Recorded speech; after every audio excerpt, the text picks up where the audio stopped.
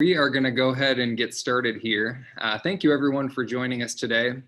My name is Brian Party. I'm with Ascendia Group here in Sarasota, and I've got the privilege of serving on one of the committees with the Realtor Association. I'm a part of the Professional Development Committee, and each year we are tasked with putting on a series of events like this one where we feature top producers across our two-county area, and we dig deep and take a look at what they're doing so well in their business to help all of the rest of us in our businesses.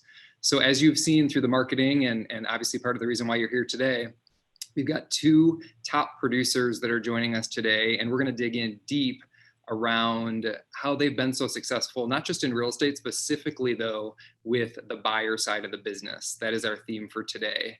And before we dig into introductions and get a little bit deeper into that backdrop, we're going to first acknowledge and thank our sponsor for today's event. We've got Jacob with Junk Luggers on the Zoom call today. We'd like to give Jacob some time to tell us a little bit more about his company and make sure he knows how much we appreciate the sponsorship today. Thank you, Brian. I appreciate you introducing me. I am Jacob Wilcox. I am the Business Development Manager with the Junk Luggers of Sarasota. We appreciate the Realtor Association for allowing us to sponsor it, and we've really enjoyed just becoming new members recently with them, so thank you to them. So the Junk Luggers of Sarasota, we are an eco-friendly furniture and junk removal company. As you can imagine, most realtors, usually at some point, them and their clients might need help with furniture or junk removal. So obviously it's simple, like we help you guys sell homes faster. Homes with less clutter show better, whether it's extra stuff that was accumulated from years of living in the same place or out of style furniture that is no longer needed anymore. Our real estate junk removal specialist can help. We will look away pretty much anything you can think of, anything in the house that you can find. And then since we take a sustainable approach to junk removal, you can be confident that we'll donate, recycle, and repurpose everything we can to minimize the use of landfills. That's our company's big mission since they've started, is to reduce and basically eliminate the need for landfills by 2025 for items that can be salvaged and are reusable. And we find that in this area down here, a lot of items are brand newly purchased, only 1 or 2 years of use, and they can be saved and reused in some type of different way. So also something else that how we can offer our services and help you guys out and be reliable is that we do same day, next day appointments, which you guys find that can be really helpful when you're closing on a house and you show up, they left a bunch of items there, you didn't know it was going to be like that, they said they were going to clear it out and they didn't, and then we can come in and do that. There's no minimum amount. There is a minimum price we charge. It is $95 for something like a washing machine. We charge based by volume. So our trucks are 15 cubic yards in size. We can fit 10 to 12 full-size fridges, a 1-bedroom apartment, usually all the stuff that comes out of there, furniture, bedroom stuff, extra appliances, etc., can fit into a full truck. The full truck price is going to be $625. There are a few things that have surcharges like mattresses, paint, anything that needs to be disposed of in a certain manner. Otherwise, then we just charge based by volume, and it depends on how much room it takes up in our trucks. We give 2-hour time slots. Everybody gets a call ahead before we're there, and then we always we have 100% customer satisfaction. We have over 65-star reviews on Google My Business at the moment. We're very proud of that. And then for also, besides just individuals, we do help out what would the word be? Commercial businesses as well. And they obviously like our tax deductible receipts they can get and use as write-offs for the donations that we make on their behalf. We don't do moves really, just so you're aware, but we do just help out with the removal overall. And we find that us as a business, we're very empathetic and kind towards the clients, because obviously they're getting rid of items. It might not just be, we say junk in our name, but it might not just be fully junk. You're getting rid of items that you had in your family for a long time. You guys, they care about them. You want to hear the story. You want to make sure that they know that it's getting put in the truck in a kind manner. It's going to be taken to our warehouse, sorted through, and donated in a proper manner, not just thrown in, broken down, and then brought to a landfill and dumped. So yeah, that's who the Junk Luggers of Sarasota are. Once again, thanks to the realtors for having me here, and I'm excited to learn some more about the realtor world. Oh, that's wonderful. Thank you so much, Jacob. You had put your contact information a little bit higher up in the text box, but feel free to do it again so it's right there front and center for everyone. And if anyone has any questions, they can reach out to you. Appreciate your sponsorship and appreciate you being here today. All right, we're going to go ahead and get started. So as you had seen from the marketing materials that came out from the board, we've got two highly successful top agents in our market. Both Joey and Judi have contributed in a very big way to the sales that have been taking place across the two-county area. If you didn't notice this, and I think it's worth repeating, I'd like for you to hear these stats to give a little bit of context and help you understand why these two individuals are sitting in front of us today to talk about real estate and specifically buyers. So in 2020, these two individuals sold 160 plus properties for a collective combined total of 51 million plus in sales volume. When you boil that down and look specifically at the buyer side of the business, again, between Judi and Joey, we're talking about 110 plus properties in 2020 with over 39 million in sales volume.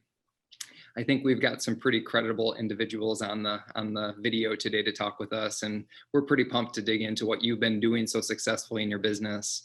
So with that being said, I'd like to throw the first question out there. Where and when and why? So it's a three-pronged question. Where, when, and why did you first get into real estate? Judi, you want to take that one first? I actually did mortgages for about 7 years, and that kind of got me in the real estate business because the person I was working for had a dual license, and she did both. And it seemed like people always came to me anyway, asking me about properties, or this was before I was even in real estate, and I always kind of knew what was going on. So I did have both licenses for a while until, the mortgage kind of went in a little different direction. And then I just decided to, just keep my real estate license and concentrate on that. Nice. Thanks. For myself, I right out of college, I started playing professional golf, and then 2012, I was on tour for 7 years. 2012 really started not enjoying the game anymore, and I looked at the real estate market, and 2012 was when our market was pretty much at rock bottom. So I figured that was a great time to get in, and so I got my license towards the end of 12, and then just been kind of riding that wave up. There you have it. I mean, that's the story in a nutshell there. And I mean, it's a fantastic business to be in. I mean, it really is. I really enjoy it. So we've got two pretty different backdrops coming in between mortgage and then golf. I'd love to hear a little bit more about how you feel those two previous careers kind of set you up for success as you launched into real estate. Okay. Go ahead, Judi. Go ahead, Judi. I feel like being in the mortgage business has helped me tremendously, working with buyers, or sellers, but especially buyers, because I'm actually, able to figure things out for them and, know about the whole side of the mortgage without even having to reference, having to call my mortgage lender all the time to ask for information. So I seem to, that brings a lot to the table, I feel, for me, because I can figure out payments. I can do anything just in my head and figure things out for them. And it helps a lot, because then it helps them to figure out if this is not, if this is going to be too much for them, or we can do something different or more or whatever. So it's been a huge help. Yeah, I can imagine. We talk so much about the hard and the soft skills associated with a career, and you're talking about some hard skills that are pretty important from the financial side of things. And I can only imagine the soft skills, the transferable skills from that, and how they would come into real estate. Probably pretty fitting for a lot of our audience today based on where they're coming from as well. Joey, how about you? Well, I mean, the difference for me was that during my time on the golf course, I was also investing in real estate and whatnot. So I found myself in the beginning of my career working more with investors. And that was, again, when the average sale price was like $70,000. So that's where I got my start. But I kind of moved those skills from my side of the investing, throughout the years into this business. And I come at it from a very kind of a no BS approach. Just, if the numbers work, great. Here's what things cost, because I've done probably 40 or 50 flips and stuff. So I know what things cost, and that brings value to the investors that are coming to the table, wondering, what does a roof cost per square, and how much does it cost to gut out a bathroom? That type of stuff I found was really useful in the beginning of the career. Yeah, I can imagine. I'm going to highlight a comment that I've heard from both of you now, just as insight for the rest of our audience today.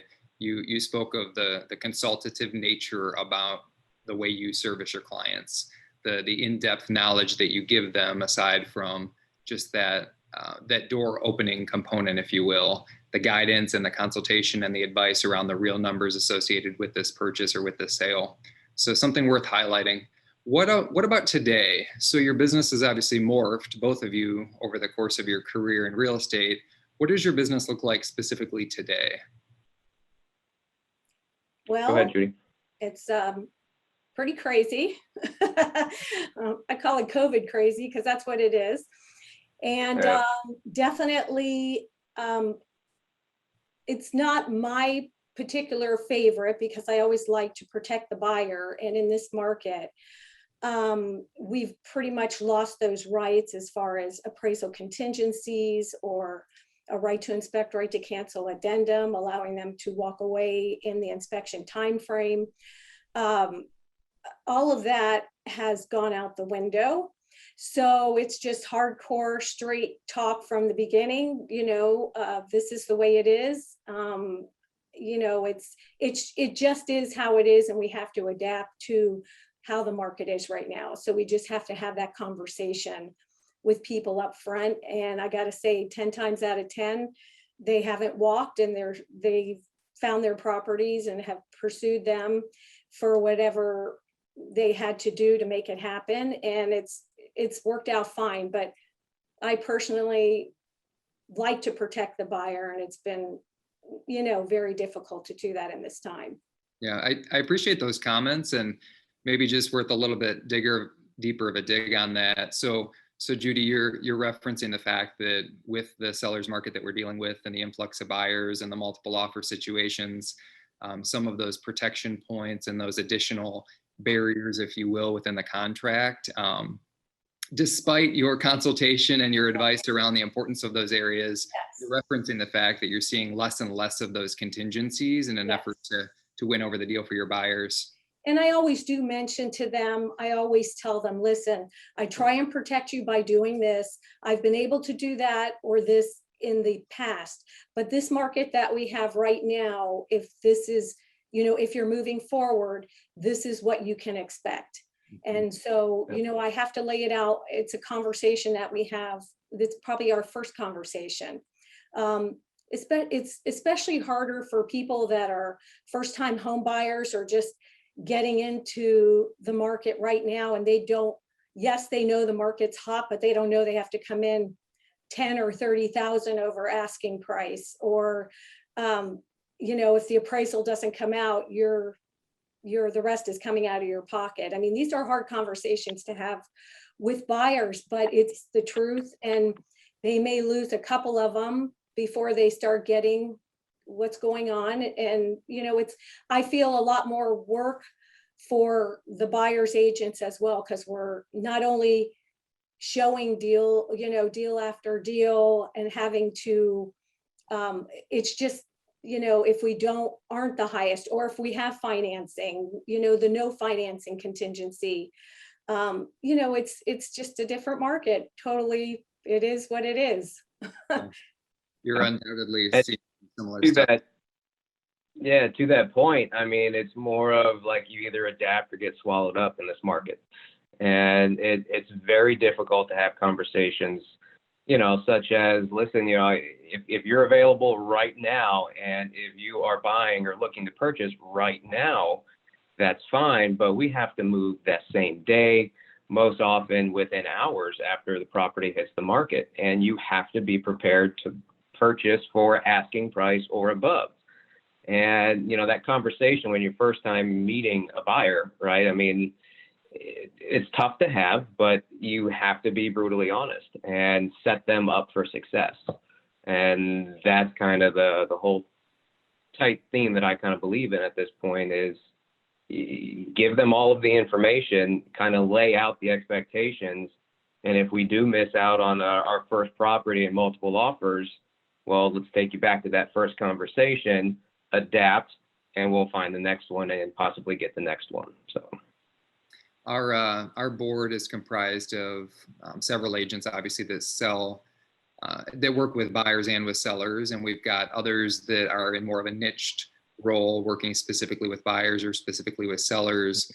For the purpose of today's conversation, obviously, I'd love to hear a little bit more about what the two of you enjoy and find most rewarding around working with buyers. And then on the flip side, what's the most challenging aspect that you continue to power through? I love working with buyers because I develop a great relationship with them. They become like family to me. I always do what's best for them.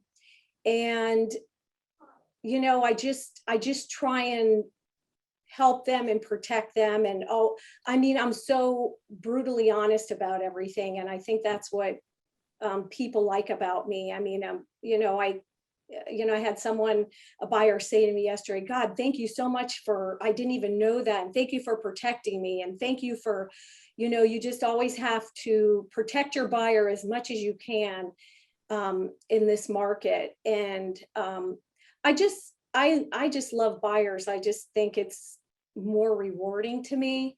But I do the selling side as well. And I love that as well. I think it's a little more babysitting, but not in this market. But I think it's just kind of gone that way in the last few years for me. It's just kind of gone in that direction, even though I do both. I mean, buyers, I love working with them for a couple reasons. One, you get that executed email or executed contract in your email, and you're like, yes, we have a victory, right? And you get to tell them. I mean, they're all basically on pins and needles waiting to hear, right? So, hearing that excitement and, seeing them, at their inspection, like, this is my house, like, this is awesome, that's just a really cool feeling. Obviously, like Judi, we work a lot with sellers as well, but the buyers is kind of where you get a little bit more joy, I think, out of just seeing their an idea or a vision come to reality, which I think is really cool. Yeah, for sure. As a final question in this segment of the discussion, what does your business look like from a team capacity or a partner capacity? Are there administrative assistants involved? Are there colleagues involved? What does your specific business look like from a colleague standpoint? Well, I mean, I have my team. I have my two sons that are also realtors, and I also have an additional person that I should say training. I'm kind of doing it as a favor, but it's not, I've just known them for a long time. So I think the fact that I have such an awesome lender that I refer out, and everyone goes with that lender, which makes my life so much easier because I know I can call him 24/7. The fact that, the attorney's office that closes my transactions, they've got my back. All the pocket of people that I have, from handymen to roofers to contractors to plumbers, electricians, these are all people that I have, hand stamped, and I know how they work and I know what to expect, and it's all in a timely manner. And all of this together creates a team that makes everything work, like clockwork and the way it should. That I don't have a lender that doesn't, produce in time, and I'm always getting extensions, which in this market, you may not get the extension you want. So it's so important to have a great lender that backs you and a great attorney's office that has your back all the time. So these are like really important things to keep and I do also have a processor. She processes all my files. So I just put everything in, she takes over from there and always gives me the dates, the timelines, and always reminds me a day or two ahead of time. That's the most important thing is timelines, loan approval timeframes and inspection timeframes that are ended. These are all the things that keep us moving along. And if we mess up, well, then it falls on us. So it's important. It's not, just a ride through the whole thing. There's always something to do every day. Isn't that the truth? But yeah, no, our team, I have a team within a team, so to speak. So I have a buyer's agent and a full-time admin, and then we are also part of a larger team as well. So that's kind of how we're comprised. Again, to Judy's point, your title company, your lender, your inspectors, a lot of things all have to come into play for you're representing buyers and sellers, right? And the more that you have relationships with electricians, plumbers, everybody that's pretty much an extension of you. That's kind of how I look at it. And, if a value add service is knowing all of the right people and the good ones, that's the important thing. So when I'm in front of clients, I typically say, I have the A team behind me. I've vetted out everybody, used everybody at least, 50 to 100 times. So that way you bring that value and your clients the experience is a lot better for your clients, putting them in front of good, solid companies and people.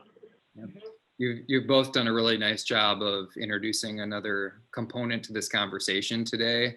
And it's the mindset and it's the practice around working on your business and working in your business simultaneously and at the same time, carving out dedicated time and attention towards, again, working on the business and those partnerships versus actually in the business and in the weeds of the transactions. I'd love to hear a little bit more around your perspective when you think about that, or your intentionality around not losing track of one over the other in order to really win at a big way. It's more of a trial by fire. Like I've found that, again, when I first started, and I had 3 deals going on, I'm going nuts, right? And, that's first started, but now all of a sudden you have 25 deals going at once. And there's stepping stones that I've found. So it typically, one person can handle 10, I think 10 deals flawlessly, and you better be organized as well. And then, once you kind of hit a plateau and you need to figure some other things out, right? So again, 2020, was a gangbuster year for a lot of people. And, all of a sudden when you have an average of 17 to 25 deals going at once, I found that there's other things that I need to be doing. So again, the trial by fire is that you figure it out without letting anything slip through the cracks, but it's sleepless nights. It's a lot of problem solving. And that's pretty much how I've found growing. You call it growing pains, right? But there's actually truth to that. So that's how I've found kind of managing things. And you have to have a very understanding spouse, partner, whatever, because we are on the phone constantly. And my husband he's so good about everything and he understands that. But again, on the other hand, you always have to carve that time out together. Like, every night we go out, for about an hour and a half, for a walk or a golf cart ride or something. You have to have that time together where you can talk about, because ours is basically a 24/7, job. And even just to get away for a couple days is just like you're gone for a week. So it's really important that you have that balance, and again, and, an understanding partner, spouse that, this is, it's just has to be that way. It's a 24/7 job, basically. Yeah. You bring up a fantastic point. I mean, again, relating it back to 2020. I mean, there were a couple of times where I'll be honestly, I was burnt out, and needed to get away for a small weekend or whatnot. But just finding certain times to just take, even if it's 5-10 minutes to yourself, what I found to just kind of help keep everything at an even keel. It's important. That balance is important for sure, as much of it as you can find. MJ is asking a great question. It's a follow-up to the conversation around your partners and the vendors that you work with on the other side of the business. MJ is asking, how do you find a really good real estate attorney, handyman, etc.? Maybe talk a bit about your sourcing and your vetting process and what that two-way dialogue looks like. Well, I use iCard Merrill, Steve Greenberg. He's been around for a long time, and he knows his business, so I don't ever have to worry about that. The lenders, you have to, and I'm happy to help whoever with that question as far as details go. I had 2 preferred lenders that I was using, but I expect things out of people. And if my lender doesn't answer the phone till noon every day, that's not the lender for me. If I call at 9 o'clock in the morning, or I call you at 9 o'clock at night, that's the lender, that's for me, and that's who I have. So this other lender didn't work out, and it's a trial and error process. The inspector, I've had the same inspector for 11 years. Everyone that he probably does 99% of my inspections, and every person, when I get the report back, they go, God, he's so detailed, like he's amazing. Oh, I can't believe, 50 pages of, FYIs and whatever. You just have to, it takes time to find those people that make this whole cycle work. But, I fire people along the way too, I mean, you just have to find someone that works the way you do, that accepts how you work, and it's that's who you pick. Yeah, very good. I'll reference a couple resources, and then I'd like to move into the lead space. You've got a super active real estate association. Our board has done such an incredible job building relationships with preferred partners and business affiliates. There's a directory available on the RAISM website, and you've got a lot of events, many of which have been virtual, but that will be changing eventually in the near future. So you've got some really good resources that way to find some good contacts. In addition to some really active private and public social media groups, especially on Facebook, where I've noticed a lot of chatter with agents in the community asking for referrals of various trades that can help in the business. And finally, don't be afraid to ask your realtor colleagues and your broker within the brokerage that you're a part of. You can typically find some good names to start with, and to have those conversations and start to see if there's a good win-win relationship between you and the way that they conduct their business. I do want to segue to leads though, because it's a pretty important topic, and our time is just crazy how fast it's going by. I'd like to hear a little bit from Judi and from Joey around, where are your buyers coming from right now? Are you monitoring the different sources, and not just the sources, but geographically who you find that you're working with mostly right now? Most of my leads, other than referrals, come from Zillow. I have a lender that is a partner with me on Zillow, and that works out great. It started out very small and ended up growing a lot. And other than, and it's not, Zillow, it's just not a one-time lead, their brothers, their sisters, the resale of their properties, it's not just, you have to think out of the box. It's not just a one-time thing. It's, and I realize Zillow doesn't work for everybody. I get it. It works for me.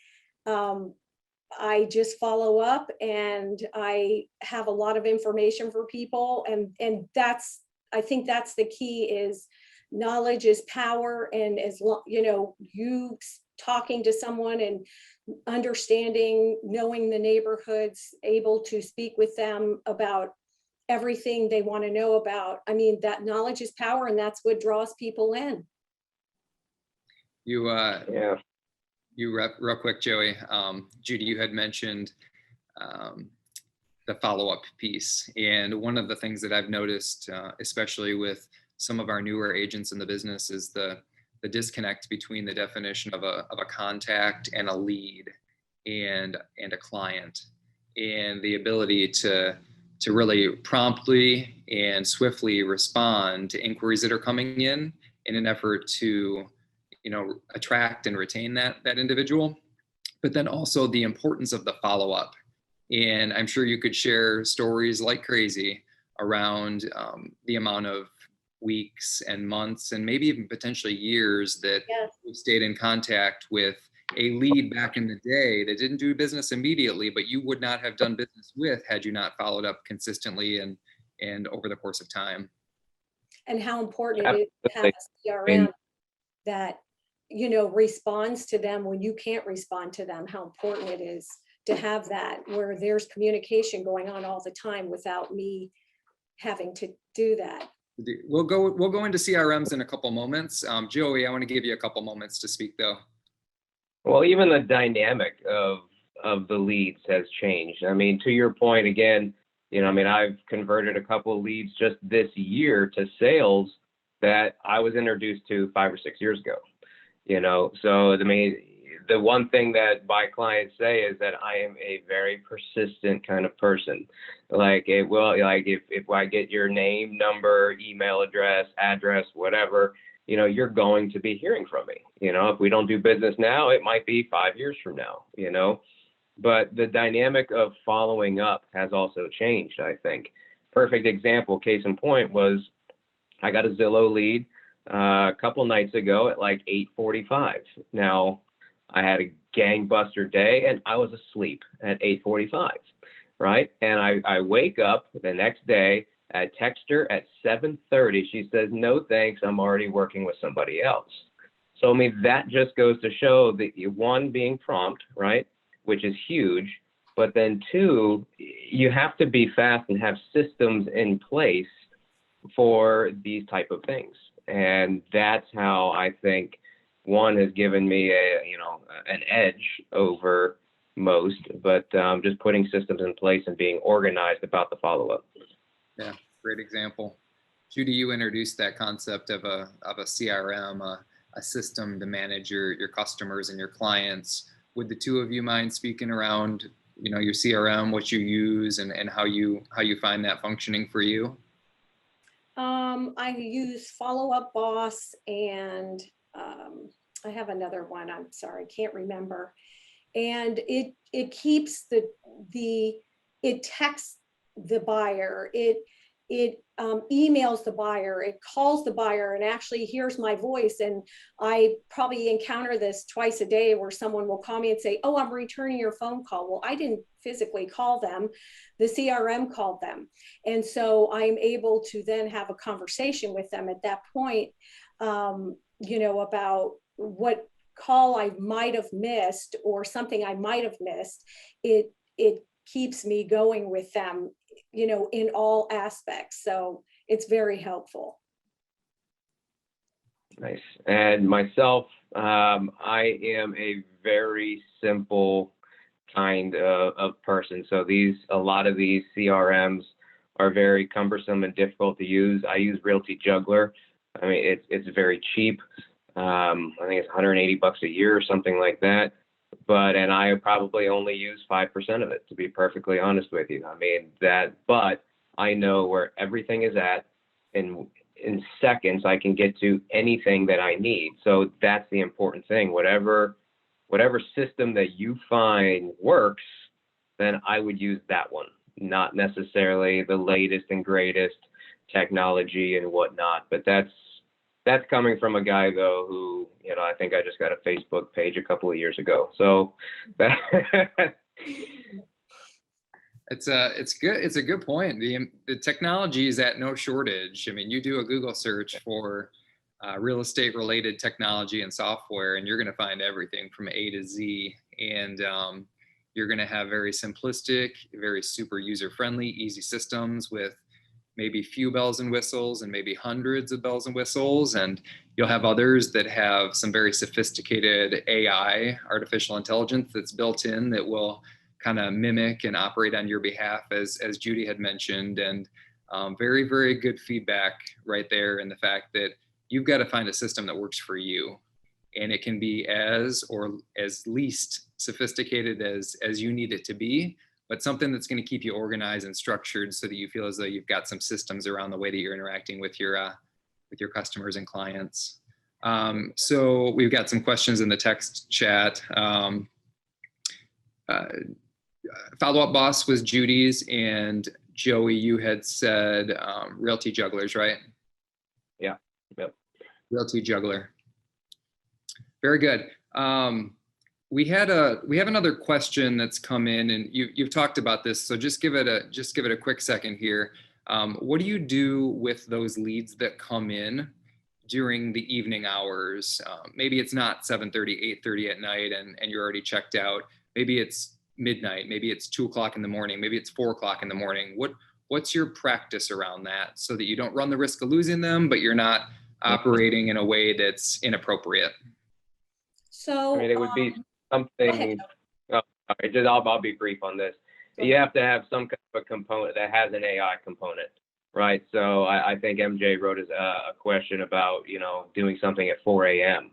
Well, that would be, probably from overseas somewhere, right? Or at least I would hope somebody not in Alabama or something surfing Zillow at 4 a.m. But something with an AI component would definitely help you convert and not potentially lose that lead. Very good. I do have leads that come in late at night. I was calling them, and I was able to pick people up by doing that even at 10 o'clock at night, which I'm not crazy about. But I figured if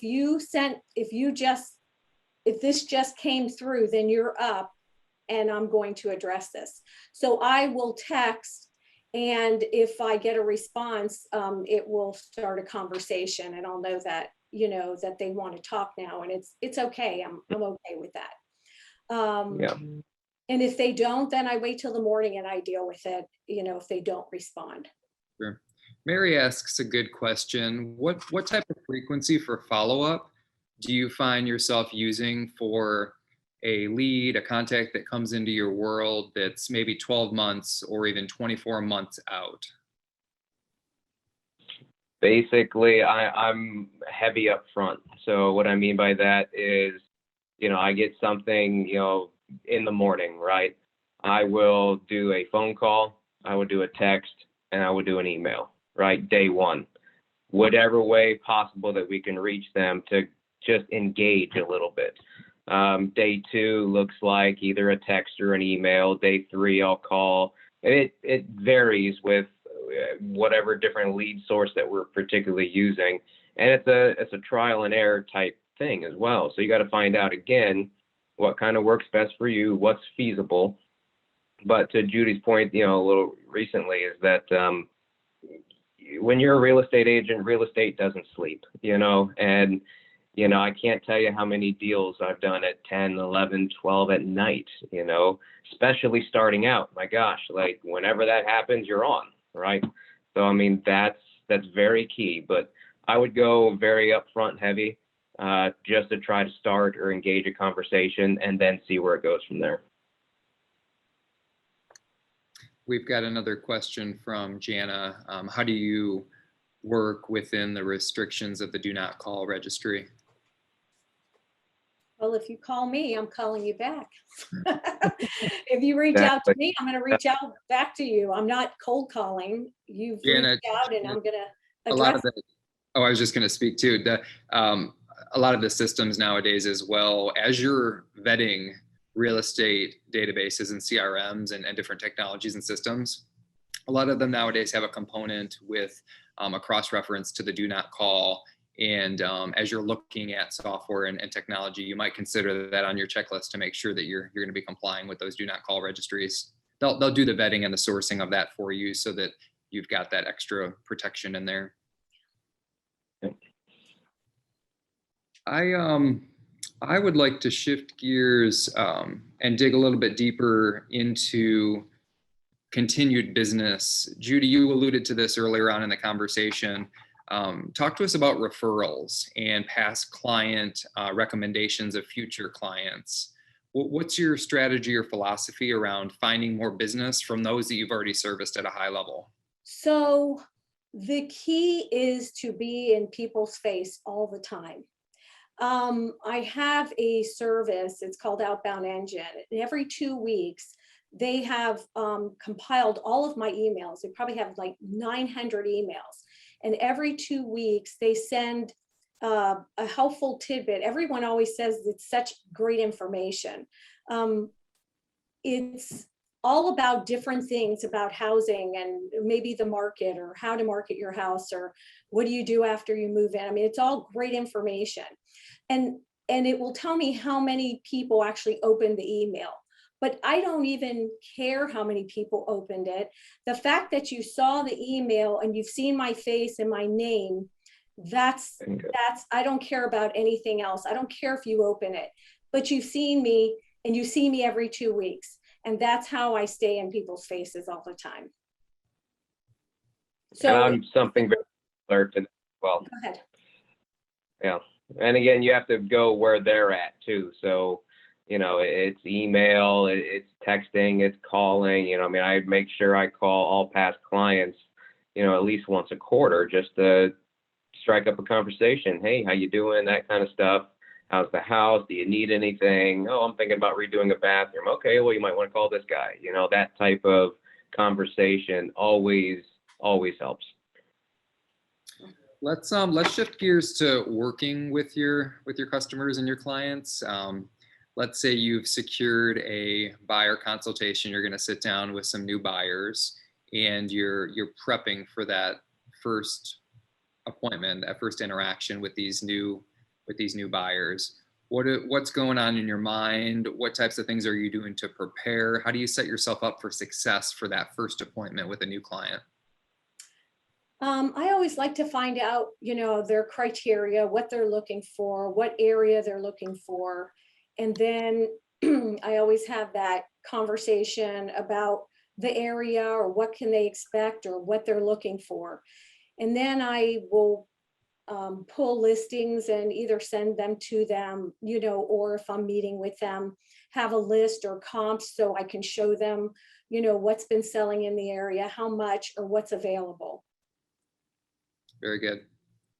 How about you, Joey? And myself, it's more of just a conversation. I want to see where they're at. I mean, I've lived here 32 years, so it's like, you know, what's your lifestyle like? And then you can kind of start talking about different areas and homes and price points and what you want and all that kind of stuff. But I like to ask a lot of questions, more of a conversation kind of piece, just to kind of see where they're at. And then, you know, with experience or whatnot, you can kind of help guide them in the right places. Yeah, we've got a diverse and interesting clientele here in the Sarasota Manatee County area that other parts of the country may or may not have. We've got your traditional first-time home buyers, and we've got your second home buyers. We've got those that are looking to purchase an investment property or a vacation property, 1031 investment exchanges. So I can only imagine for both Judi and Joey, there's a bit of understanding who that audience is that you're going to be meeting with beforehand, and then kind of customizing and tailoring the approach to that conversation when you sit down with them for the first time, knowing that you want to be a resource to them, but you don't want to bring a lot of information that's going to waste time for them if they're already past that point or if they're going down a different direction for their purchase. Any thoughts? It's been really interesting because the second home people or the snowbirds or it's different now. It's people that have actually learned to work out of their home for the last year. And they're going, you know what? I don't want to be up north anymore. I've always wanted to be in Florida. I'm going to make my move. So now we're looking at 2 offices in the house, one for the husband, one for the wife. And it's definitely, this whole year has changed the whole dynamics of how people are doing their jobs. I mean, I had a gentleman that has a garage door company in 3 states. And he said, I never even had to leave my house and I can operate my whole, business. And so now he's building a home, in Lakewood Ranch. And he's like, I don't have to be there. I can be here where I want to be. And this is a lot of what I'm finding. It's definitely a game changer this year. I would second that as well. I mean, a lot of people from up north, again, bringing up the COVID stuff is, they don't want to be trapped up there, hip deep in snow when they can be here still working and go out to the beach or jump on a boat or go golf or whatever the case may be. So we're seeing a major influx of California, New York, Jersey, Pennsylvania, those states that are typically higher taxed and whatnot. They're only going to continue to rise. So people are coming down here for many reasons. What other buyer patterns or buyer preferences have you noticed have shifted as a result of just recent times and COVID maybe directly? You've referenced the fact that they don't want to be bottled up and they want maybe an ideal weather as compared to what they've dealt with for certain periods of the year. I'm sure that's driving requirements and expectations for something like a pool and the ability to be outside next to that. I've heard quite a bit of chatter and been working with some buyers directly that are looking for some multi-generational types of housing arrangements as well. Just kind of curious, what new trends are you seeing and are you paying most attention to as you're working with your buyers? I have probably this, maybe in the last couple years, see more people that are taking care of their elderly parents and doing the multi-generational thing or needing a home that's large enough for both families. I respect that. I love that. The fact that they're not just putting them in a nursing home. And I love the fact that they're, keeping the family together. So I've seen a lot of that. And also, again, going back to a lot of people work out of their homes now. So it's really changed. Everything has changed really in the last couple of years. A lot of the whole dynamics of, the whole housing market. It's changed a lot of the buyer's needs, needs of what functional spaces in a household, how many functional spaces are there? Is there an outdoor component? Judi mentioned offices, whatnot. I mean, those are some of the major trends, that I saw, especially the last couple of years where, is the kids got to go to that. Kids have to have somewhere to play and something like that. So do you throw them in the pool, have fun? Go in the backyard, it's fenced in, that kind of thing. So there's really no worries there. Those are some of the biggest trends I've seen. Yeah. How do the two of you keep yourselves current and relevant? What are your go-to professional development channels? What do you read? What do you listen to? What type of conferences or groups do you stay involved in? Again, with the intention of staying relevant and timely and at the top of your game. Go ahead. Go ahead. Well, I'm a part of a couple of groups, BNI being one of them. So, we have a group of in the neighborhood of 20 to 30 professionals. So keeping an eye on their industries, what are they seeing? Myself, I follow a lot of different markets that directly relate to real estate, the gold, silver market, the stock exchange, all of these that directly have a correlation to our market and values, et cetera. And then honestly, I'm not much of a reader, but things I keep in touch with certain real estate magazines and stuff like that, just to see any new trends, anything. I don't like to ever be blindsided by questions or anything like that. So, talking with people or whatnot, you're like, I don't know about that. Let's, I get a little curious by nature, sort of, and that's kind of how I stay relevant, I guess, to your question. How about you, Judi? Probably the same. A lot of information that people may give you from different places, different states, other than, there's not a whole lot of classes going on now, which is too bad. They're all Zoom. So, probably just, my everyday life with people, and then also referencing, what they're speaking of and finding out for myself. Yeah, absolutely. I'd like to, we've got about 5, 7 minutes left. The time has flown by and we could keep going for hours, I'm sure. I'd like to kind of shift gears into some reflection related conversation. First one being, as you're thinking back to your career in real estate, what's the biggest challenge that you've been faced with over the course of your time in real estate? The biggest challenge that you've been faced with, and how did you overcome that? What could be some things that you would share with others associated with that challenge that might benefit from your perspective in that? I think it's just a, excuse me, a trial and error thing. Just through the years, what works. And of course, this market, it's just experience. And because I have a lot of experience now, I know what it takes to be able to hopefully get somebody what they, the home that they want. But it's, it's just experience. You just have to, you can't put a price on that. It's just, that's what it is. It's going through it.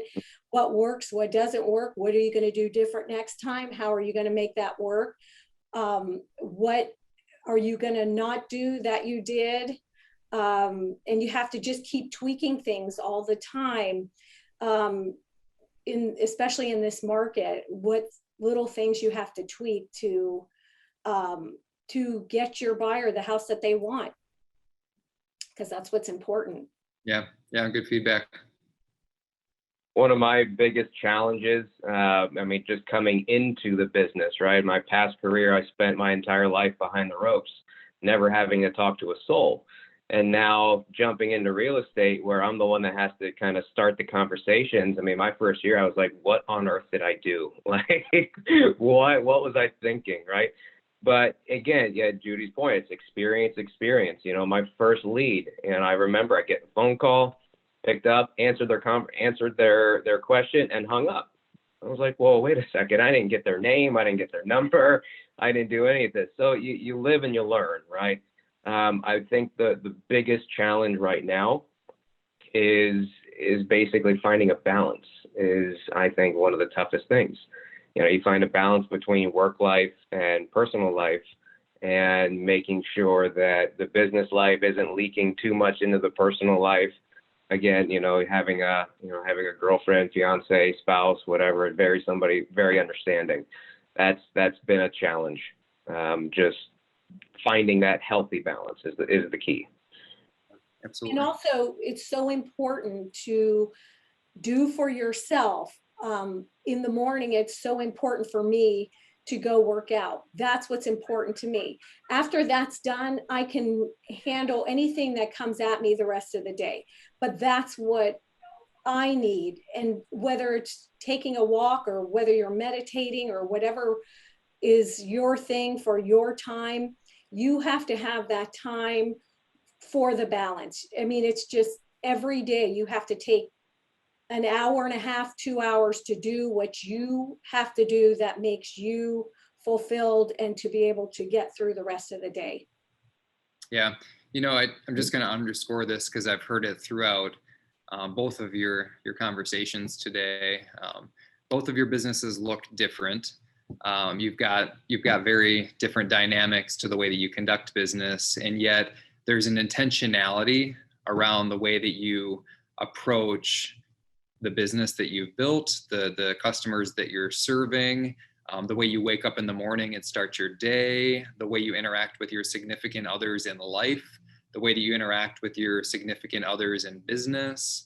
There's an intentionality behind that. And you've referenced the trial and error. You've referenced the getting involved and doing things and then reflecting from what was done and what didn't work so that you could pivot and change that for next time. And my point in that is just referencing that advice that you've been giving throughout this past hour and making sure that that's echoing in others' ears as they take a look at their own situation, what's going on with their business. We've unfortunately reached the end of our time. We've only got 2 minutes left. It's went incredibly quickly. And I was hoping that if you had any final parting words or piece of advice that you could offer to our attendees today, you might have an opportunity to do that right now. Any final pieces of advice on success or moving forward in this this crazy world of real estate we're in? Just be a sponge. Just soak up any and all information, especially the newer agents to the market. Really study and understand the trends and understand the dynamics of the business. And that would be my biggest word to the wise. Our job is, we're really in the line of fire. Like, it's a high liability job. It is an awesome job. It's a rewarding job, but you have to have the knowledge. And I can't stress enough how important it is to know your contracts and know your addendum and know how important it is, because you are serving that person, that buyer that does not know, and you are the professional. So be sure that you have the knowledge to, because, things will come up and you have to know that you've covered yourself all the time. You CYA yourself all the time with emails and text, and always, just always have knowledge and know, and always take schooling and classes. It's just so important. And get everything in right, always. Everything. Thank you both. This has been incredible. We've had a couple other questions that have come in that we've not been able to address. And if you've not heard me say it already,